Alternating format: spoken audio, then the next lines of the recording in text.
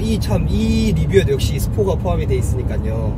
영화 한번 보신 분들만 꼭 시청해 주시고, 지금 영화를 아직 안 보셨다 그럼 지금 바로 닫기 누르고 유튜브 나가시면 됩니다. 네, 보고 다시 켜주세요. 안녕하세요. 안녕하세요. 저희는 감님의 호출로 일요일날 근무를 하러 가고 있습니다.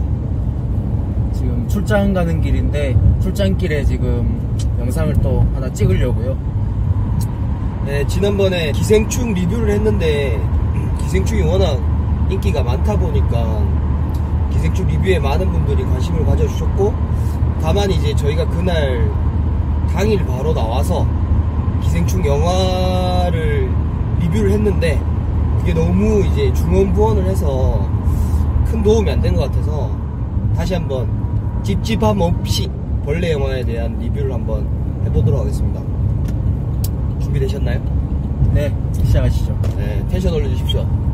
근데 저희가 예상했던 것보다 많은 분들이 봐주셔가지고 놀랬습니다.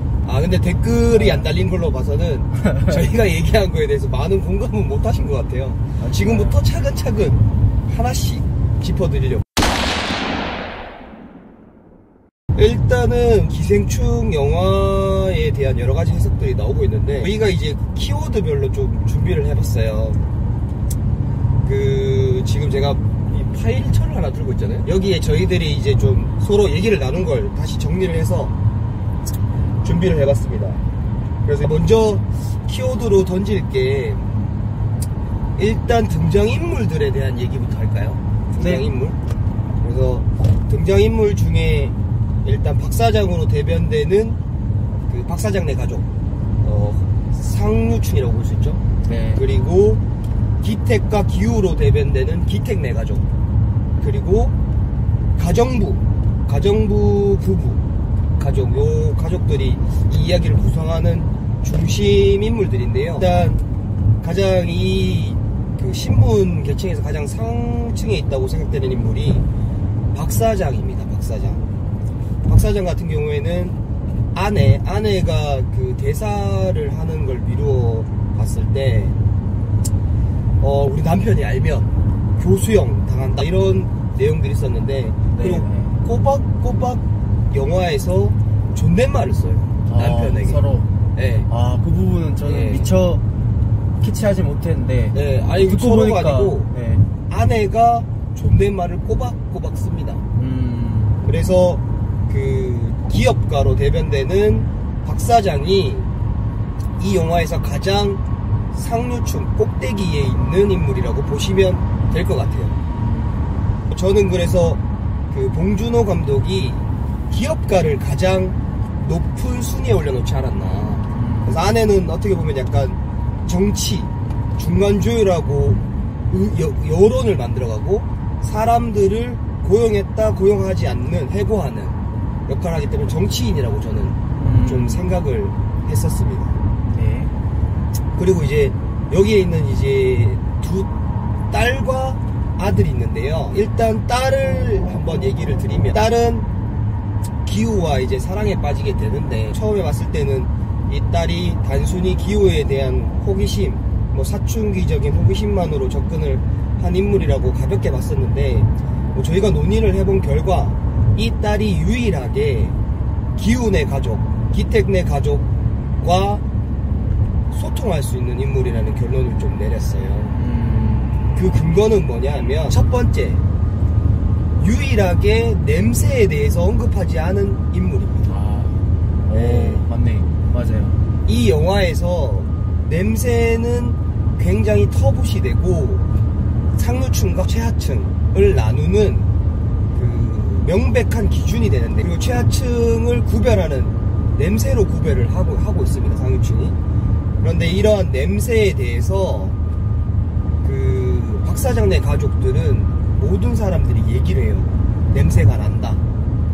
심지어 다송, 이 박사장 가족 중에 가장 순수한 인물로 보여지는 다송이 가장 먼저 냄새, 제시카 선생님한테서 운전기사 아저씨와 똑같은 냄새가 난다면서 그런 발언을 하게 돼요. 단 그거를 이제 뭐 이렇게 비하했다기보다는 같은 그쵸. 냄새라고 얘기한 게 좀 인상적인. 그죠. 예. 그래서 결론은 그 소녀, 그 지금 여기 딸은 어떻게 보면 유일하게 그런 구분을 안 짓고 이해를 하려고 노력한 인물이라고 볼 수 있습니다. 그리고 지금 중간에 기생충으로 대변되는 이 최하위 계층 그 기택내 가족이 바퀴벌레처럼 묘사되는 장면들이 굉장히 많이 나오잖아요. 네네. 그런 장면과 비슷한 모습, 행동을 보여주는 장면들이 있었어요. 상류층에 있는 그 딸임에도 이 딸이 제시카를 몰래 지켜보는 장면이 나옵니다. 기억하세요? 네네. 근데 굉장히 상징적인 게 여기서 계단, 이 영화에서 계단은 굉장히 상징적인 의미로 쓰여 있습니다.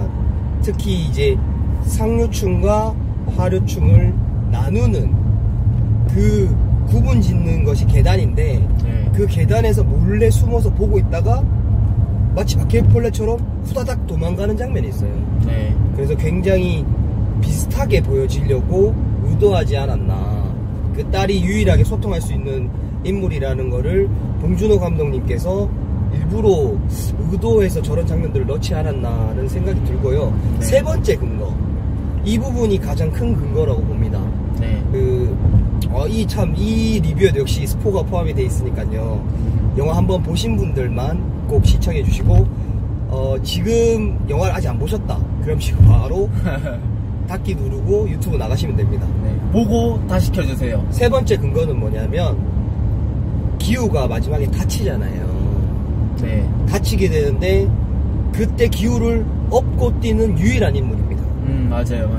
예, 그러니까 그 기훈의 가족이 다치게 됐을 때 누구도 신경 쓰지 않았어요. 거기에 파티에 참여했던 상류층 사람들은. 근데 요 딸만 유일하게 기우를 업고 병원까지 무사히 데려갑니다. 그래서 기우의 목숨을 구한 생명의 은인이 되게 되는 거죠. 맞아요. 그래서 유일하게 소통을 할 수 있는 인물이라고 여겨져요. 중요한 인물이네요. 예, 굉장히 중요한 인물이고, 굉장히 상징적이고 여러 가지 갈등의 중심에 있는 인물입니다. 그리고 또 순수하기도 하네요. 어떻게 보면. 예, 저는 굉장히 순수하게 봤어요.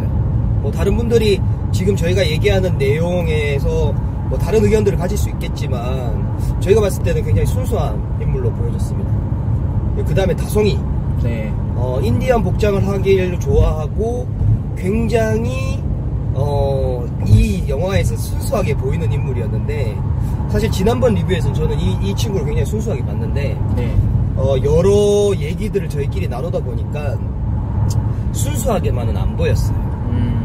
그러면 다송이는 어떤 느낌으로 좀 보였는지 말씀을 드리면, 다송이는 기본적으로 아까 그 딸이 얘기했던 얘기를 근거로 유추를 해보면 그런 척을 하는 프리텐드, 이 영화에서 굉장히 중요한 키워드입니다. 프리텐드, 영어 의미로 보면 그런 척하다, 뭐뭐 하는 척하다인데, 그 다송이가 굉장히 이런 사람들을 이해하는 것처럼 모스 언어도 알고 혹은 그 뭔가 순수함의 상징물처럼 보이지만 근본적으로 다송이란 존재가 자체가 가지는 한계가 있어요. 왜냐하면 이미 신분적으로 뭔가를 다 가지고 태어났거든요. 그렇죠. 그래서 근본적으로 그러한 것을 이해할 수 없다라는 것들이 영화에서 하나하나 보여지게 됩니다. 그 대표적인 장면이 모스 부호를 해석했는데 그냥 넘어갔다. 예, 네. 전혀 의미 없는 단어들의 조합이 됐던 거 기억나시죠? 네네네네. 그래서 결국 다송은, 이 어린아이는 그런 척을 하지만 실제로는 이 힘들고 가난한 자들의 언어는 이해하지 못하고 있다는 거죠. 그냥 놀이로 즐기는 거죠. 이해를 하는 척하는 네. 그 정도의 인물로 여겨집니다. 그리고 다송이가 또다시 이제 뭔가 굉장히 그런 거를 소비로 하고 있다라는 증거가, 다송이 지금 인디언 놀이를 굉장히 많이 하거든요. 네. 근데 사실 인디언 놀이를 계속하고 모스보 얘기도 하고 하는데 다송이가 즐기는 모든 것들이 그 해외 직구로 구매를 했다라고 네. 와이프가 얘기를 하잖아요. 네네 맞아요. 그런 면에서 이미 주어진 거를 누군가 아버지의 재력으로 사서 그냥 소비하고 있을 뿐이지 그거를 진짜 이해하는 캐릭터라고는 보기 힘들다는 거죠. 심지어 아까도 말씀드렸겠지만 냄새를 제일 먼저 지적해요. 물론 그게 순수하기 때문에 같은 냄새라고 얘기를 하지만 그것이 상대방이 어떤 신뢰를 할 수도 있다는 걸 파악하지 못하는 순수함에서 나오는 나쁜 결과들이 생기는 거죠. 그래서 다송은 어떻게 보면 뭔가 프리텐드의 대표적인 인물로, 가령에 들어서 박사장도 비슷하거든요. 다송이 잘하면 박사장과 비슷하게 될 거라는 유추를 할 수 있는 게 네. 박사장이 굉장히 뭔가 예의 바르고 겉으로는 이 정말 없는 자들을 이해한다는 것처럼 얘기하지만 네. 결국 박사장은 다른 사석에서는 그들의 냄새에 대해서도 얘기를 하고 그런 부분들이 굉장히 많이 나오거든요. 그래서 다송이가 이해의 폭이 생각보다 넓지 않다는 것을 주의 깊게 보면서 영화를 두 번째 보시면은 다송이에 대한 새로운 해석이 가능할 것 같습니다. 지금 상류층으로 대변되는 선의 왼쪽 오른쪽에 있는 사람들 지금 분석하고 있는데 그 상류층으로 대변되는 가족들 중에 가장 대장 박사장을 얘기를 하자면 네. 박사장은 굉장히 젠틀하고 사회적으로 성공한 사람입니다. 그리고 기본적으로 교양이 있어 보이고, 하지만 그 기태인의 가족이 그 책상 밑에 숨어 있을 때 네. 그때 나온 소파에서 나오는 소파씬이 굉장히 중요하다고 생각하는데요. 네. 그때 이제 그가 가지고 있는 본질이 다 드러나는 거죠. 결국 박사장도 프리텐드하는 교양이 있는 척하는 인물의 하나라고 생각이 들고요. 또 박사장의 본질이 드러나는 장면이 누군가의 생명이 위험한데 그 사람들을 구할 생각을 하지 않고 자기 아들이 잠깐 혼절한 거에 대해서 더 심각하게 생각하는 인물로 묘사가 되어 있습니다. 네. 그리고 마지막에 본인이 이제 차키를 찾으러 갈 때 코를 박으면서 네. 냄새 난다는 표현을 한번 했었고, 네. 그래서 권력의 정점에 있는 사람이고 기본적으로 선 밖에 있는 사람들에 대해서 관용이 있는 것처럼 보이지만 실제적으로 그러한 관용을 갖추지 않은 사람으로 여겨집니다.